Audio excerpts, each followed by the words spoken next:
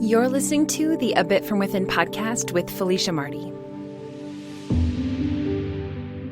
So often we sacrifice the journey for the destination because we're so focused on getting to that end goal that we forget how important it is to feel good during the journey to get to that place. No matter what it looks like on the outside, we're all fighting a battle that each other doesn't know anything about.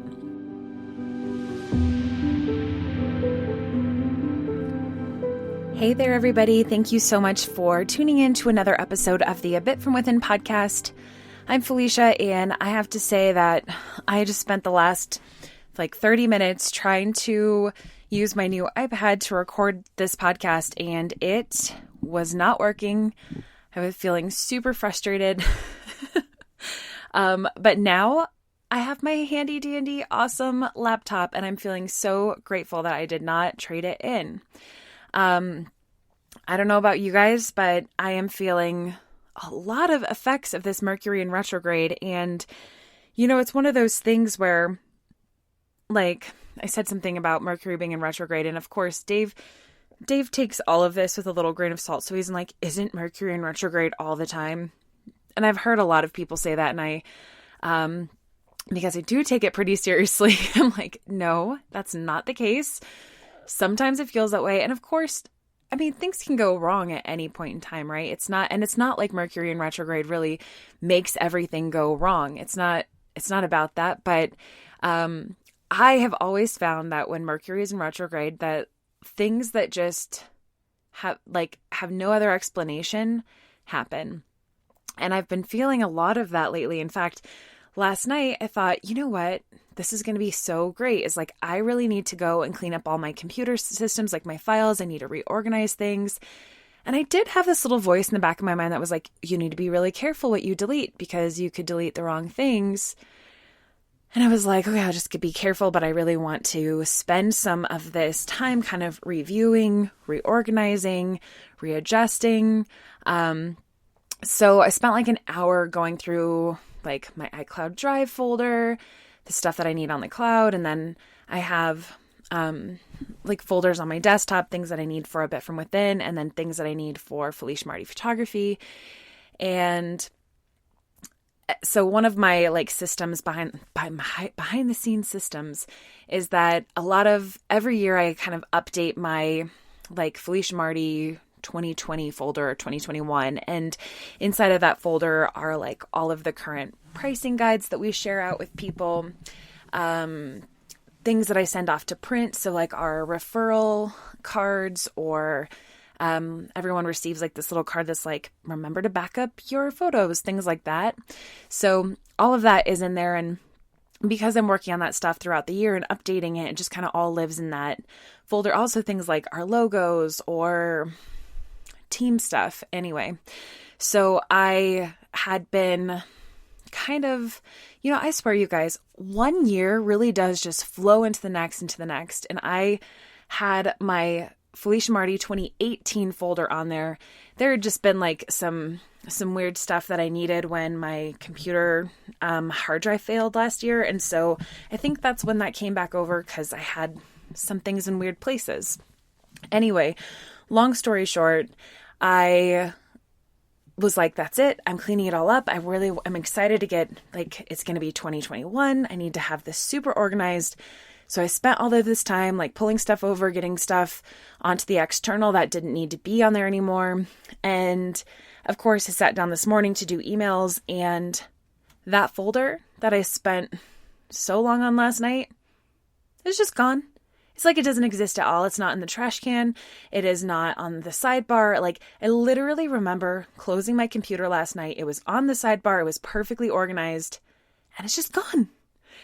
And I'm sure there's some sort of explanation for that, but it doesn't feel like it to me. And I'm so frustrated by that because, the one thing that I've learned from a lot of years working, one, in photography, but two, in photography on computers, is that everything does go faster a second time. So if you're working on something in Photoshop and your Photoshop crashes and you've lost all that work, it's really frustrating, but it always goes faster the second time because you already know what your plan is. You already know what your strategy is. So I know I'll be able to redo all that. And my biggest thing for this Mercury retrograde season is just to accept it. I mean, and by accepting it, that doesn't mean you have to be like, I guess, like fake about how you feel about it. Like, I am allowed to be frustrated that that's gone. I'm allowed to be annoyed that all of that work that I did is just poof, like disappeared. But I also have to, somewhere in the back of my head, just be like, it's like surrender to it, like accept, like it's fine. I'm going to just redo it. Maybe it's for the better. Maybe there was, I don't know. Who knows? Maybe there is some sort of reason that it works for my highest good. Maybe there's something that I neither missed that I wouldn't have come back to, that I needed or something. So anyway, I'm just trying not to put up a ton of resistance, even if I can own my frustration in the moment, but then just choose to make the best of it and keep moving forward. And that's kind of like my theme for this month as well, because here we are in February. We're in Aquarius season right now. I guess a lot of this beginning part is kind of like already our astro check-in. So hopefully you're all cool with that. But we are in this Aquarius season right now. And Aquarius is all about things being like really trying to be more innovative, trying to take your causes to the next level, trying to use your intelligence, trying to think more creatively about problems to like help everyone for their highest good. There's a lot of this sense of like freedom because, it's kind of a really sharp turn from Capricorn, which is all about like structures and rigidity and things needing to be a certain way and kind of having very set boxes. It's like Aquarius kind of takes that structure and like throws it all out the window as like, how else can we do this? How can we be more free? How can we be more liberated? How can we aspire towards this higher truth and like have things be connected for a reason, but not be so locked down? So I've been trying to kind of think about ways to embrace that a little bit. And I was thinking about this earlier because I don't know about where all of you guys are listening, but in Colorado, it is so dry out right now. Yesterday I was doing an awesome maternity session with a couple, and I was joking with the groom about his dry hands. Like, at least I hope he knows I was joking with him. But I was just like, I'm like, it is so dry out right now. Like, I know for me, like my hands have been super dry. My face has been super dry. My hair feels super dry. And when it's really dry like that, obviously winter doesn't help. It sucks, all the moisture up out of the air. And I think about like the air element and how, especially like during winter with this dry air, it can really increase. In Ayurveda, they talk about it increasing vata. And vata is a very airy, elemented sign. A lot of people who have a lot of vata energy are very, very much like with, air sign in astrology, like very creative. They kind of float up out of their bodies and they're highly intelligent. They can get a lot of stuff thought about, but not always get a lot of stuff done. And vata can be very provoking for all of us. In fact, the reason I started thinking about this morning is because I needed to get gas in my car, and I was in a fine mood, and like got out, put the chip in, like got the gas, like sat back down in my car, and instantly I was like, I felt frustrated and I felt pissed off, and I felt like I was suddenly in a really bad mood, and I'm like, what just changed? Like, why am I feeling this way? And I think it's because it was like blowing wind outside, and I was just thinking, I'm like, oh, sometimes it can be too much. Like too much vata is not good because, like I said earlier, it's like you can float all of the way up and kind of be moving around aimlessly without purpose. You could be lost in your ideas. You could be all, airy and no ground, like no, I just want to say no grounded, but that doesn't even make English sense. But yeah, you lack that ability to earth down, to put your ideas into action, to be rooted. And actually, there's so many, that's why it's so important to balance all of the elements. But I think that air is especially tricky. And if you have a lot of that airiness in your own chart, we've got so many planets in Aquarius right now. I believe that Venus just moved into Aquarius. I think it might be moving today. We've got Saturn in Aquarius, Jupiter in Aquarius, Sun in Aquarius. I think there's one more too. Maybe it's just Venus, but lots and lots of Aquarius energy, this air energy. And so we have to find ways to slow down, to not get lost in all of that, and to remember to use the air stuff in the best possible way. So let it inspire you, but don't just stay in the inspiration, actually do something about it. And then, oh yes, of course, Mercury is also in Aquarius and Mercury's retrograde. So I think the good part about that is that with Mercury being in Aquarius and being retrograde, it's a really good opportunity for us to focus on breaking out of our old thought patterns. Like if there's ever been a better time to really start looking at the things that aren't working for you, and not just people. Sometimes like the things that we first go to is like, what relationships aren't working in my life? Like what's not working good for me? But it's also like you can look around you and be like, what habits am I doing that aren't serving me? What systems do I have that really aren't working? What do I need to kind of go back to and go back through so that you can start improving how things are working in your life. Like, so for me, I gave the example, I'm kind of working on my computer systems. But also I was just putting all of the clothes away in our closet, and I'm thinking, okay, I have a system in here, but like I haven't stuck to the system. The system needs some tuning up for sure. Like, for example, I have like 2 baskets for Dave's socks, and the one basket is for anything I can find a pair to during like when I'm putting laundry away. Like I put those together and I put them in the white basket, and then any pair that just doesn't have a match gets put into the blue basket. And I was just realizing, I'm like, he has like 4 pairs of matched socks right now because there's an entire like filled past the brim box filled with mismatched socks. And I guess that's welcome to Laundry 101 in my house. But is that system working? Is it time to go through those and figure out where, like, rematch those pairs? Things, it kind of sounds silly, but like even little things like that can help you just clean up and free up space in your mind. For all you business owners out there and people who are working on their own projects, this is a really good time to be very real about like what systems aren't working for you. And a really good place that I think to start is what stresses you out. So another example of this for me,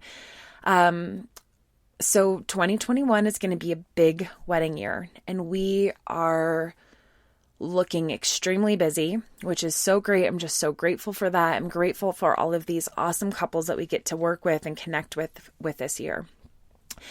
But as we start getting new inquiries, it's stirring up a lot of stress for me because sometimes there's needing to say no. Sometimes there's great opportunities in there that I am nervous for because I feel like we need to be very strategic about what we're going to continue to say yes to.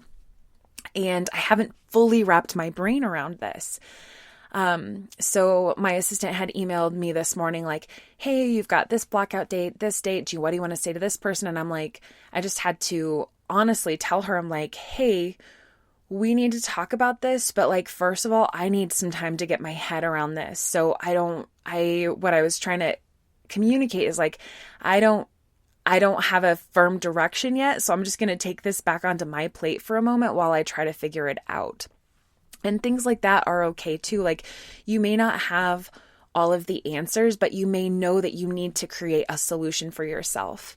So starting with those places that you're really stressed out can really help. So if you have like this ongoing stress because you need new leads, or you need to focus on your publicity, or you need to focus on, or maybe you've just got a lot of too much on your plate and having too much is just not working for you, go to where that stress is and just start, either making a list or really thinking through it logically. Maybe you call up a friend who's just a really good listener who can help you organize your thoughts and just start figuring out, okay, what's not working for you and what is working for you? And is there a different way that you can approach the things that aren't working so that you can have a better experience? Because, you guys, this is the thing, is like our experience is what matters. They always say it's not about the destination, it's about the journey. And we know that to be true. We all feel that in our soul or spirit vibration. Like, we know it's about the journey. But so often we sacrifice the journey for the destination because we're so focused on getting to that end goal that we forget how important it is to feel good during the journey to get to that place. And so that's kind of what I want to encourage all of you to focus on this month is how can you improve your journey right now? And one of the ways that I think is really important with that is really focusing on your self-love. I think that believing in yourself, believing in your ability to deserve good things, believing in your ability to deserve love, to belong here in this world, to belong in your relationships, to belong in a good space.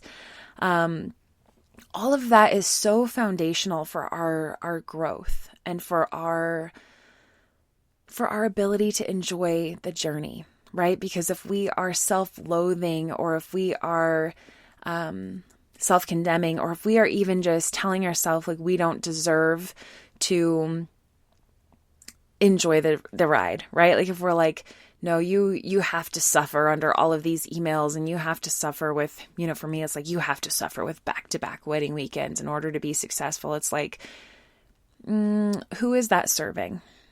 And why does my subconscious first think that that's a good place for me? And how can I take back control of that and really say and really decide from a place of choice what actually works better? So that's kind of where I'm at and what I'm thinking about right now. So I'm just going to do a really quick actual astro check-in just to remind you guys that we are in this full moon period. So the full moon happened last Thursday. And this is kind of, this huge kind of illumination point for us to kind of shine light on our intentions, on our, even just on our emotions. Maybe this leads us to a release. Maybe this leads us to a letting go. I heard from so many people this weekend, like, I'm exhausted. I'm tired. I could even see it in people's faces, just like under their eyes, like exhaustion. And I was feeling it myself. And just thinking about like, it's okay to rest. It is okay to take this time to slow down. We cannot expect ourselves to constantly be improving and finding our stride and meeting new goals if we expect that out of ourselves every single day.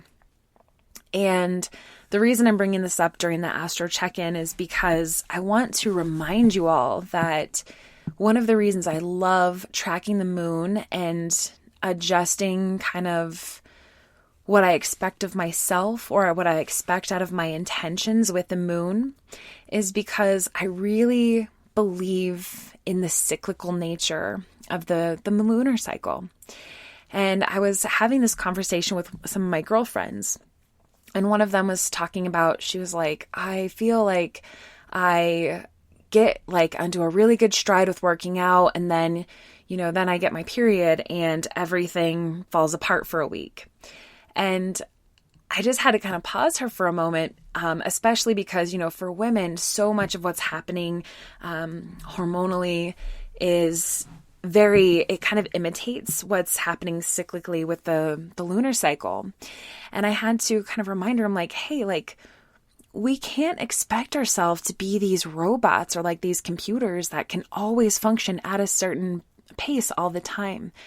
nothing in nature works that way.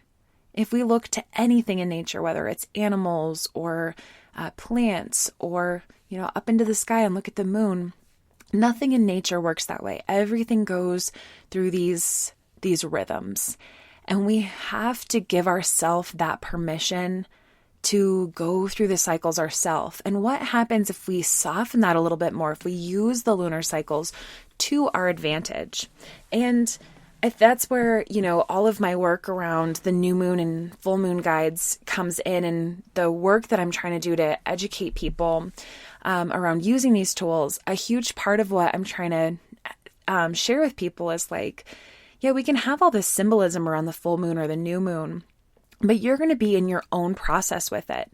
So if for some reason around the full moon, it actually feels a little bit more like how I described during a new moon cycle, where that's where you start to get a lot of your creativity, where you're feeling all your intentions, then you can use that energy how you can, and how it feels best for you. I'm not here to say, no, there's only one way to do this. That is just not true. If we think about what's happening on the other side of the world right now, they're in the middle of their peak of summer. So we know that it is not exclusive all at one time that we're all in the same cycle or the same system. But what I do believe is that we need to give ourselves more grace and more permission to go through things in a cyclical nature. So whether that's, the 28-day lunar cycle, or whether that's the course of a year, or whether that's, just different, just like with the seasons, sometimes you're more withdrawn in the winter and you're more, bright and kind of radiant in the summer, or opposite. We have to give ourselves permission to be where we are and to let that change through time. Because if we don't, then we are asking ourselves to be something that we're not. And I think that that's one of the first kind of most damaging things for ourselves, right? It kind of goes against what I was saying earlier about how important it is to really love and accept ourselves. So all that being said, we are in the middle of this full moon cycle until February 11th. And on Thursday, we'll have that last quarter moon. So the moon will be squaring the sun. And we're kind of slowly winding down towards this totally dark moon once again. And so my biggest encouragement, astrologically during this time is be really, really patient with yourself as we have all of this Aquarius energy that I talked about earlier, along with this kind of darkening of the moon. It's okay to let yourself have all of these ideas. Maybe how you manage that is by giving yourself extra space to rest, a lot of extra time to ground down, maybe extra yoga practices for rooting. In fact, last week on the Patreon, my yoga class that I taught I titled it Remedy for Mercury Retrograde. And it's a really fun practice, but it is also very grounding.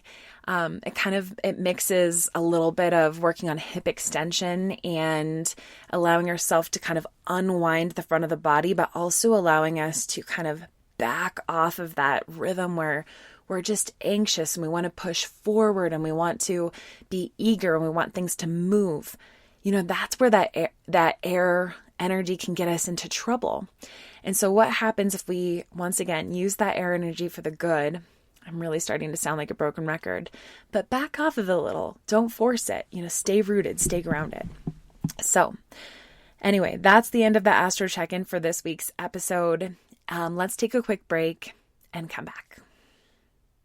All right, you guys. So welcome to the heart of what I wanted to talk to you all about today. And what I wanted to share a bit from within about is how it feels in our bodies and in our lives when we spend time comparing ourselves to other people. As I think about it myself, how often I actually compare myself to other people, I definitely do it more often than I'd like to admit. And I do it, as a matter of habit.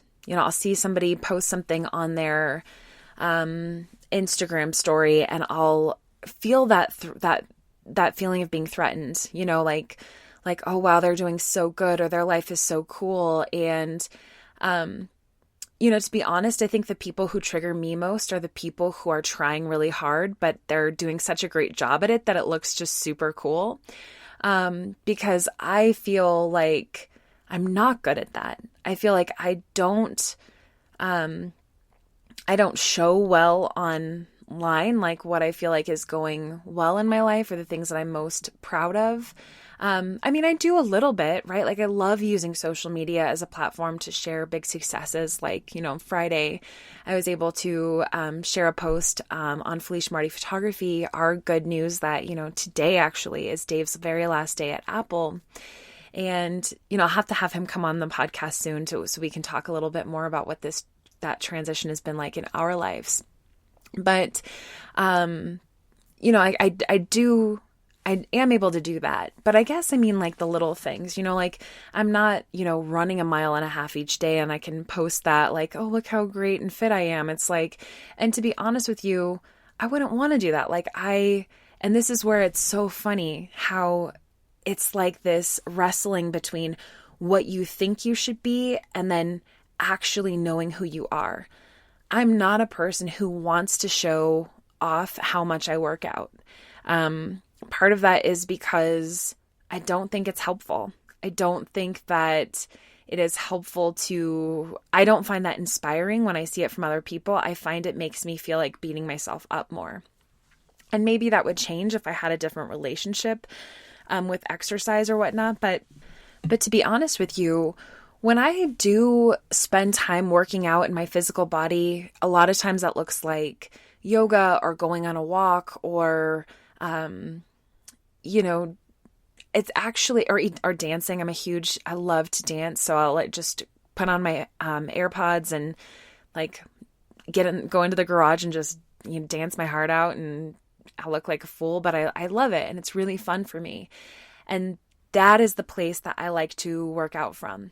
I don't work out to hit a calorie goal.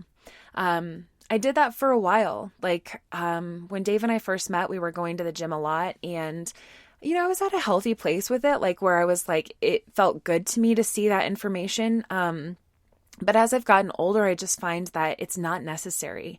It's not, for me, a good reason why I want to move, what I'm looking for that for. Actually, that has become such a huge part of me just taking care of myself when I actually do make that time to go to my yoga mat for an hour or 30 minutes, or when I do go put on those headphones and dance around. It's for my soul. It's not for a calorie deficit, right? Even if I do have goals to lose weight and to slim down or whatever that looks like, to take care of my physical body, I don't like the idea of doing that for that reason. And yet, as these other people post this, I'm like, wow, I must have this deep, faulty story in my head saying wow, look how accomplished they are. Look how cool that is. I feel like that is something that I should be that I'm not. And that is so silly because it does not allow me to, one, be happy for them, because I'm definitely not, if I'm being honest, when I see that stuff. I'm I don't feel happy for them. But two, you know how they say when people give you hate comments, it has nothing to do with you. It has, or with them. What am I trying to say? If you're saying hateful shit to other people, it has nothing to do with them. It has everything to do with you. That's what I'm trying to say. Or if somebody comes at you, it's if somebody's criticizing you, that has nothing to do with you. It has everything to do with them. I can fully own that with saying that and be if I can talk myself to a rational level, it's yeah, go kill it. Go do whatever you need to do for you. But where I have the problem with it is when it's do you feel like you have to be that because you have to fit into some mold of what you should be?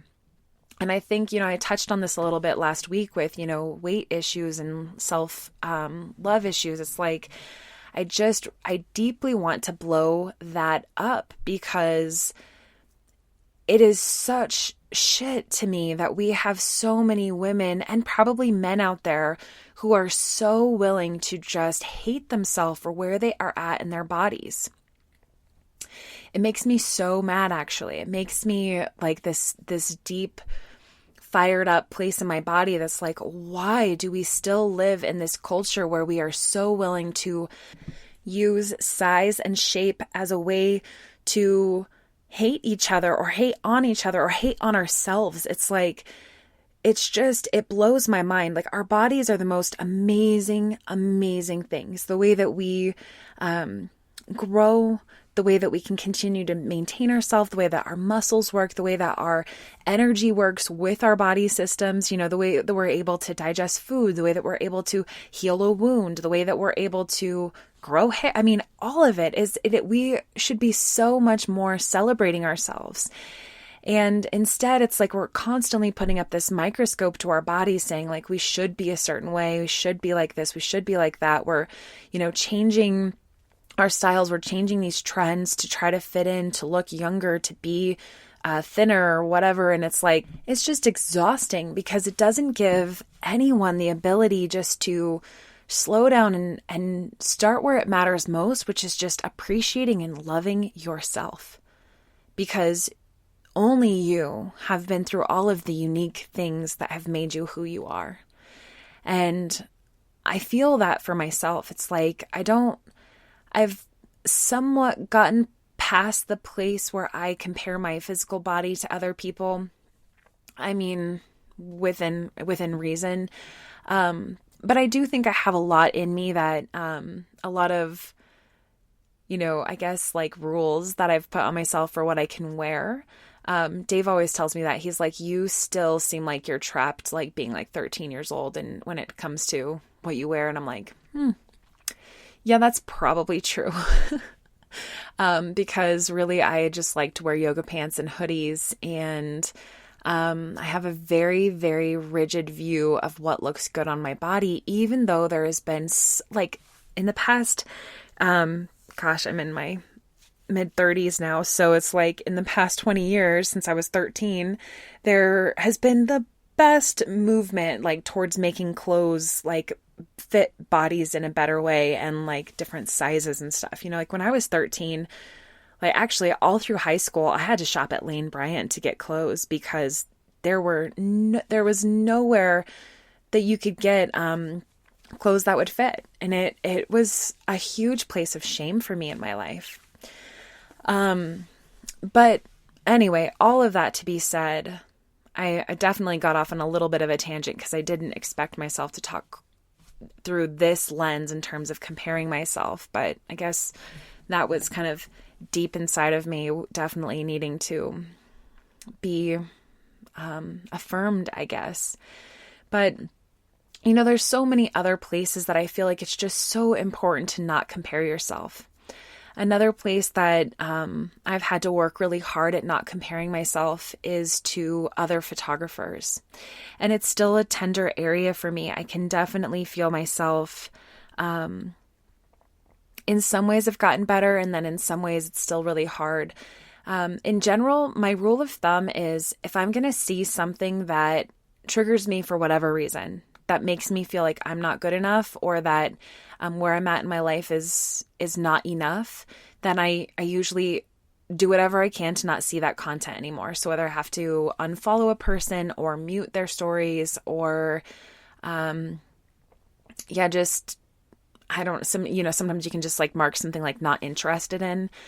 I am a huge proponent of that because we are a summary of our thoughts. And so if we're constantly putting ourselves in a situation where we're feeling not enough and the soundtrack in your head is not enough, not enough, not enough, then you're going to continue to manifest that. And that's what I want to stop doing.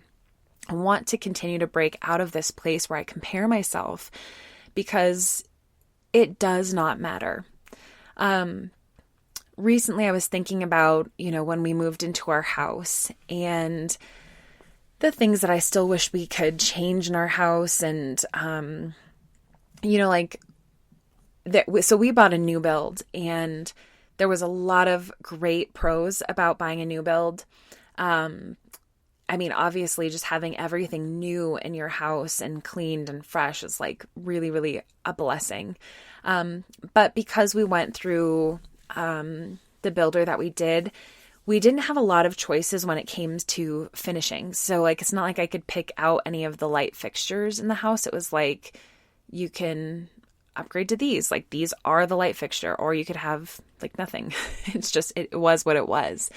And because of that, like, there's part of me that's like, oh, is our house so boring? Like, do we just have all of this kind of builder grade finishes? And, you know, it's always freaking social media that will make you feel insecure, because it's when I see other people like picking out these cool light fixtures or redoing this room or that room. And then I just think, I'm like, I have to shake myself honestly to say, stop comparing yourself. Like, what you have is great. You have to start from, I tell myself, I have to start from a place of gratitude, of remembering like how grateful I am to be in such a beautiful house for us at this point in our life. Like, I really do love this house. And when I think of this house, I think of this place as a shelter that has literally been a refuge for us through COVID. It's literally, you know, kept us warm during winters. That has kept us cool during hot summers. That has, been the place that we got to bring our puppy home to, the only home that he's ever known. This place that we can, you know, Dave and I can see the best and worst of each other. And that is what I'm so grateful for. So who gives a fuck about, you know, the light fixture? But that's not to say that you can't want to change things or do things that feel good for you. But again, I come back to this place of like, why? Why do you feel that? What is it inside of you that gets triggered? And the thing is, what you feel triggered by, the places that you compare yourself to others, those are places where there's a potential wound. Those are places where, you know, for whatever reason, like you're a little bit exposed, like the wound is exposed to the cold air, right? It's feeling like it could get torn open more or aggravated or who knows, infected. And that is why it's so important for us to take those moments to, like this, just to really think about. For me, I probably have this, you know, huge list of things that make me feel threatened or tender. It's a tender place. I feel like that word fits really well because it's not like I want to feel threatened or that I want to feel insecure. But the truth is like, even though I've done so much work on loving myself and trying to, you know, be there for others to encourage them the way that I'm, you know, kind of trying to right now, I'm still a human. And I'm on my own journey to work through the fear and to work through my own insecurities. And for me, that happens to be a big hill. I was not born with this innate ability just to not give a fuck about what anyone else thinks. Like, I am one of those people that I happen to care a lot. And there's good and bad parts about that part of me. The good parts is that it allows me to be really empathetic to others. I can really put myself in other people's shoes. I can really relate to that feeling that other people feel. I can really understand the depths of the tenderness and the pain.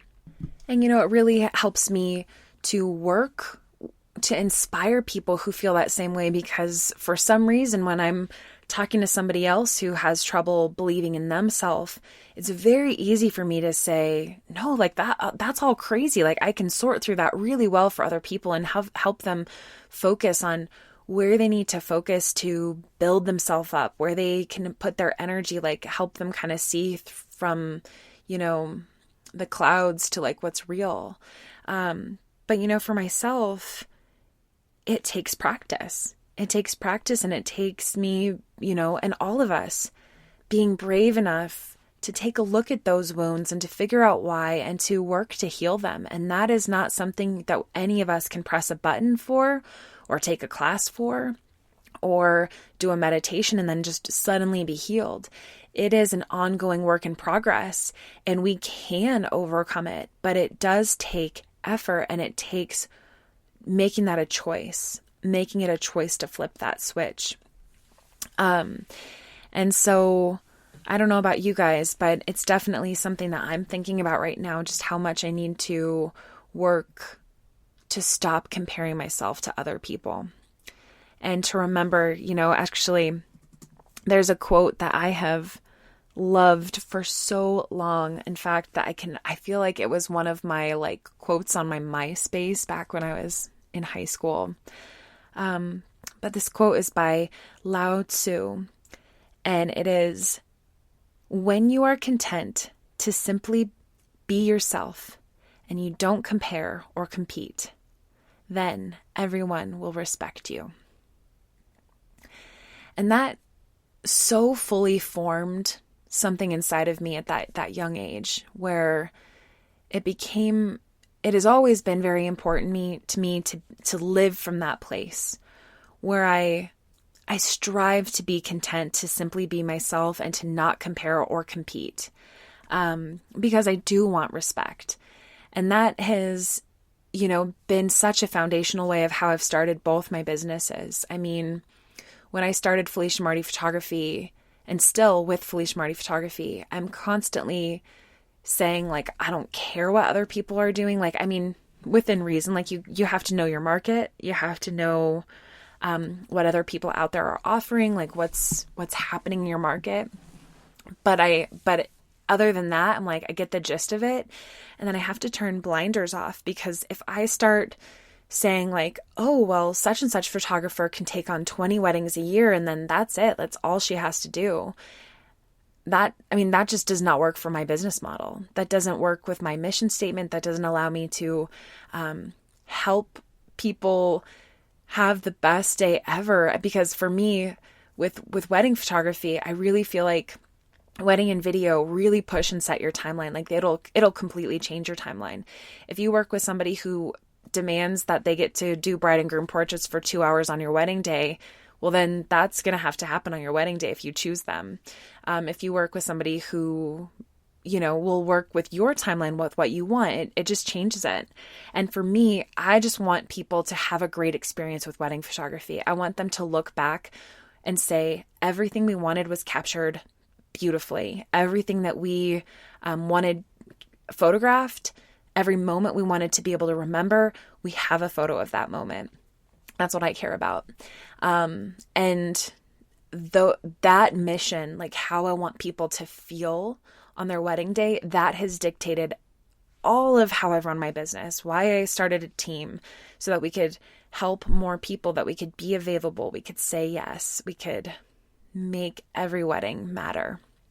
So, and then same thing with A Bit From Within, when COVID happened and all of these yoga teachers had to move online, a lot of people got on Zoom, and I never did. And I'm not saying that's not a good or bad thing. In fact, sometimes I regret not doing that because I miss people so much. I miss seeing bodies practicing yoga. And the truth is, like, I can always change that, right? Like I can always shift to that model.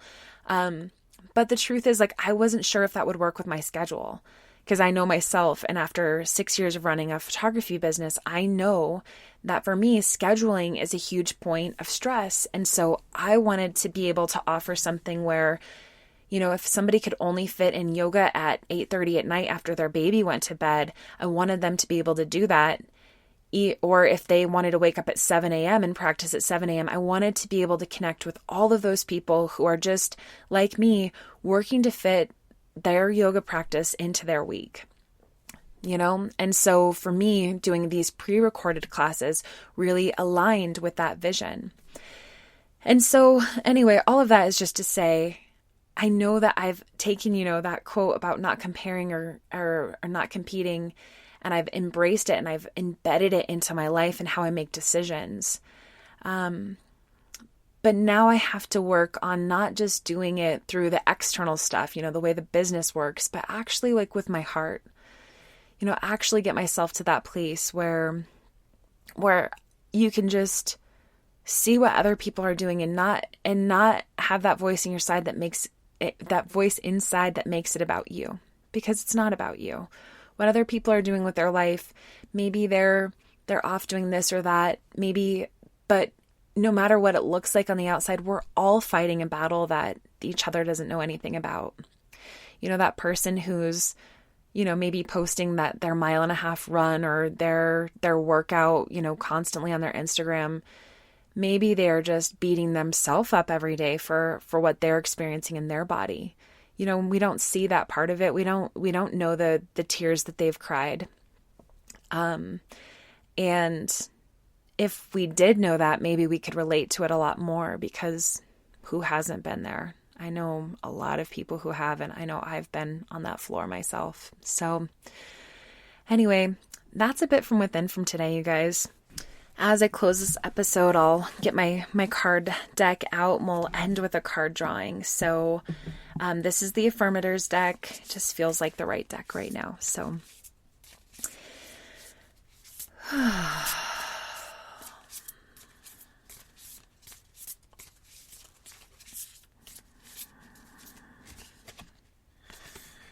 wait and see.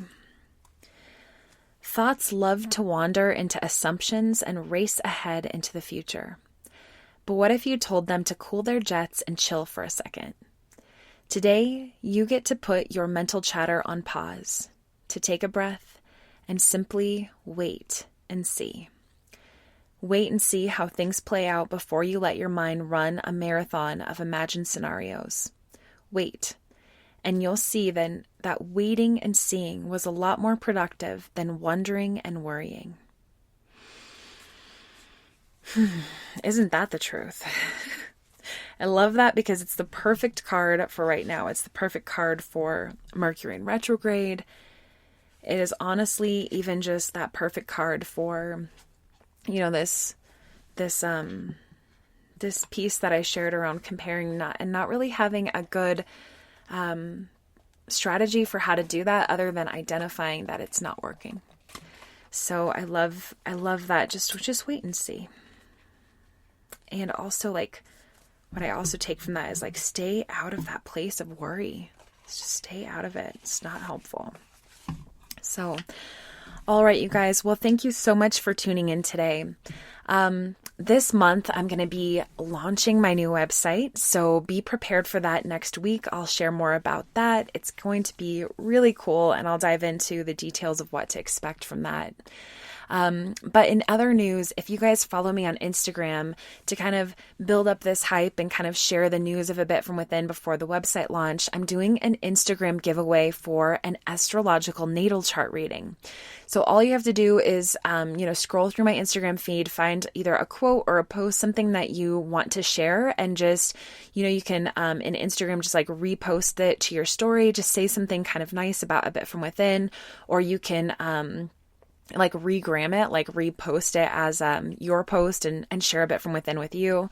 Or if there's just something even from this podcast or any of the podcasts that has resonated with you, make a post about that and just tag A Bit From Within and maybe just say a little thing about how that resonated with you and whatnot. So, and then end of this week on Sunday, I will pull a winner and let them know that they've won a natal chart reading. So, it should be really fun and a kind of fun way to just spread this love for this project.